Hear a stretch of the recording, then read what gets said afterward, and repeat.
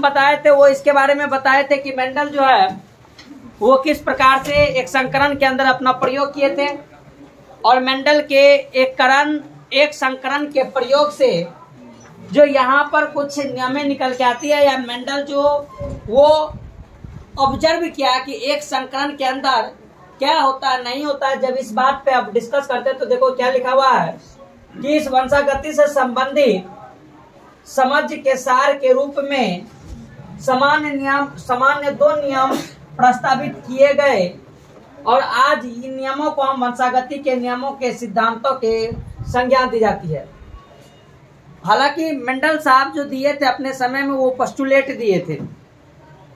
Postulate का मतलब ये होता है कि हम जो कोई भी चीज का ऑब्जर्वेशन किए, प्रेक्षण किए, तो हमारा उसके बारे में अपना विचार क्या, अपना राय क्या है, इस चीज को हम पोस्टुलेट के नाम से जानने का काम करते हैं।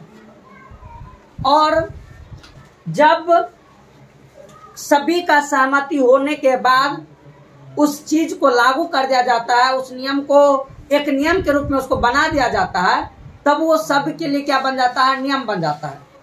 तो मेंडल साहब अपना नियम नहीं देते, बाद में जाके जब वैज्ञानिक खोज खबर किए तो पता चला मेंडल का कहा हुआ बात सही है, तो मेंडल के नियम के रूप में जाना गया। लेकिन उससे पहले मेंडल साहब जो दिए थे वो अपना पोस्टुलेट देने का काम किया था, और पोस्टुलेट का मतलब होता है हमारे ऑब्जर्वेशन के बेसिस पे कहा गया बात।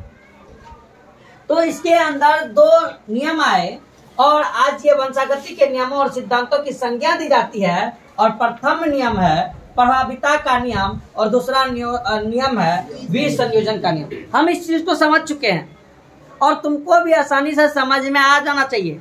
अगर नहीं आ रहा है तो इसका मतलब समझ लेना कि तुम घर पे छिछरापनी करना अभी तक बंद नहीं किया। पहला हमारा नियम क्या है, प्रभाविता का नियम। क्या इससे पहले हम प्रभाविता के बारे में पढ़ चुके हैं, प्रभाव के बारे में पढ़ चुके हैं। और दूसरा नियम है कौन सी का, विसंयोजन। विसंयोजन का मतलब सिंपल सा पहले समझना कि क्या हमारे पास ये है तो क्या ये दोनों आपस में सम्मिश्रित है कि अलग अलग है। साथ तो रहता है लेकिन लक्षण किसी एक का दिखता है कि दोनों का दिखता है। तो क्या ये चीज हम जान रहे हैं कि नहीं जान रहे, क्या ये दोनों चीज अलग हो सकता है कि नहीं हो सकता है। दिमाग में इतना बात आया, समझो तुमको दोनों नियम आ गया। दोनों नियम देखो पढ़ेगा आसानी से समझ में आएगा, बहुत आसान सब चीज, ऐसा कुछ नहीं है कि इसके अंदर तुमको समझ में नहीं आएगा। बशर्ते एक वो है कि कंटिन्यू पढ़ते चलो सही ढंग से। पहला है कि प्रभाविता नियम, लॉ ऑफ डोमिनेंस। प्रभाविता का नियम, लॉ ऑफ डोमिनेंस। जब इस लॉ ऑफ डोमिनेंस के बारे में बात करते हैं तो देखो इससे 3 गो पॉइंट है। पहला है क्या कि लक्षणों का जो निर्धारण होता है वो जीन नामक जो इकाइयां होती है, जीन नामक जो पदार्थ होता है उन इकाइयों के द्वारा होता है। इसमें कोई संदेह नहीं। बोले ना रे, न समझ में आ रहा है। अरे लक्षण का जो निर्धारण होता है वो किसके द्वारा होता है, किसी भी चीज का जो लक्षण का निर्धारण होता है वो कौन करता है, कौन कर रहा है। और क्या बोल रहा है कि लक्षणों का निर्धारण कारक जीने का नाम है ना, कारक नामक वो विभक्त डिस्क्रीट यूनिट वो इकाई के द्वारा होता है।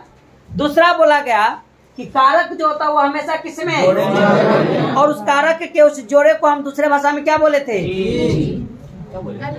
एलील ना बोले, एलील, जो दोनों सेम लोकस होता था। और तीसरा क्या बोला गया कि यदि कारक जोड़ों के 2 सदस्य असमान हो तो इनमें से एक कारक दूसरे कारक पर क्या हो जाता है, एक कारक दूसरे पे। अगर दोनों जीन क्या रहे, क्या रहे, असमान रहे, तो एक जो वो दूसरे पे कारक पे क्या होता है, प्रभावी होता है ना। तो बोला गया एक अर्थात प्रभावी होता है और दूसरा। और फिर क्या बोला गया कि F1 में केवल एक जनक लक्षण प्रकट होना तथा F2 में दोनों जनक लक्षणों का प्रकट होना प्रभाविता के नियम द्वारा समझा जा सकता है। और इससे यह स्पष्ट होता है कि F2 में जो अनुपात 3:1 क्यों पाया जाता? अच्छा, ये 3 अनुपात 1 जो है ये क्या है? फिनोटाइपिक की जीनोटाइपिक? कौन सी है? इस 3 का क्या मतलब था उसमें? एगो, इसमें कोई दिक्कत? तो बताया गया कि इससे यह स्पष्ट होता है कि 3:1 का अनुपात काय था, क्योंकि हम जानते हैं कि उसमें 2 जो हमारे पास 50% ये आया था ना, और इस 50% जो शो हो रहा था वो किसको शो कर रहा था?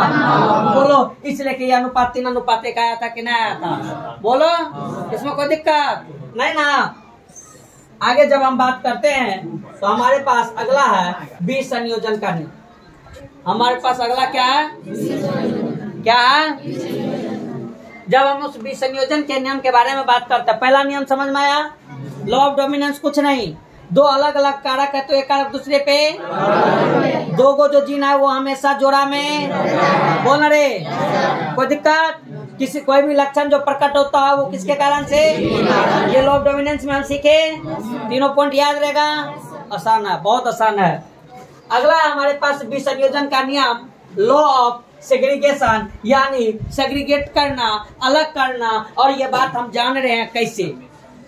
इस नियम का आधार यह तथ्य है कि एलील जो होता है वो आपस में घुल मिल बात समझ में आया? क्या बोला कि एलील जो है वो हमेशा आपस में घुल मिल, एलील जो है वो हमेशा आपस में घुल मिल। कोई दिक्कत?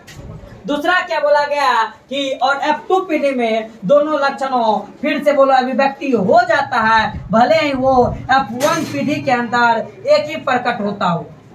F1 के अंदर, लेकिन F2 के अंदर बोल रे, नहीं समझ में आया?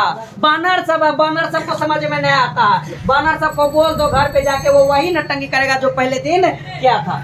हम जब तुमको ये बात बोले हैं कि ये दोनों अलग अलग था, इन दोनों से मिलने के बाद ये बना, तो पहले वाला में बोलो छठा वाला का कोई असर पड़ा, लेकिन दूसरा वाला के जब बाद में किए थे तो बाद में असर पड़ा। बोल रहे तो मुंह लटका के जब बोलते हैं तो तब जाता मन करता मुंह में जाके हौसली भोंक दे। सुना, F1 पीढ़ी में वो देखने को मिला था, हाँ, लेकिन F2 पीढ़ी में बोलो वो अपने आप को प्रदर्शित करता है ना। बोलो रे, भले वो F1 पीढ़ी के अंदर, F1 पीढ़ी का मतलब जो ये दोनों मिलने के बाद ये जब आया ना, इस पीढ़ी में ना देखा गया, लेकिन इस पीढ़ी में, दूसरा पीढ़ी में आया ना सारा कुछ, तो पहले पीढ़ी के अंदर सिर्फ लंबा आया, बोलो इसका कोई असर हुआ? दूसरा पीढ़ी में ये चीज आया, असर हुआ होगा कि नहीं हुआ होगा? तो इसका मतलब ये वाला जीन इसमें रह गया था कि नहीं रह गया था, है ना। आगे क्या बोला जाता है, इसका मतलब क्या है कि दोनों एलील जो है वो दोनों एलील आपस में जो है वो मिश्रित नहीं है, ये दोनों एलील सेपरेट है। और जब भी एक दूसरे बीज के साथ अगर इसका कोई भी जन्म का क्रियाएं होगी तो उस दौरान जो है इसमें से दोनों में से कोई एक जा पाएगा। बोला कि यद्यपि जनकों में दोनों एलील तो मौजूद होते हैं, विद्यमान मतलब युग्मक बनने के समय में कारकों यानी जीन के एक जोड़े या एलील के सदस्य क्या हो जाते हैं? विसंयोजित मतलब अलग अलग होना, और संयोजित मतलब अब विसंयोजित मतलब और युग्मक को 2 में से एक ही कारक प्राप्त होता है, दोनों में से समयुग्मी यानी अगर होमोजाइगस से कैपिटल टी है तो जनक के द्वारा उत्पन्न सभी युग्मक आपस में कैसा होता है। और अगर होमोजाइगस के अंदर से कोई भी जाएगा कहीं भी, उसका कोई भी फर्क पड़ने वाला है? नहीं पड़ने वाला है। तो क्या बोलते हैं? समान होते हैं। जबकि अगर हम किसका बात कहेंगे? विषम युग्म का, ये जनक 2 प्रकार के युग्मक क्या करेगा? उत्पन्न करता है, जिनमें से समान अनुपात में एक एक क्या होते हैं? एलील होते हैं, चाहे वो एलील जो भी हो, चाहे वो एलील। बोलो बात समझ में आया? हाँ, तो बोलो एक संकरण से क्या गोलक बन के आया? कौन कौन? प्रभावी का नियम और वीडियो करो।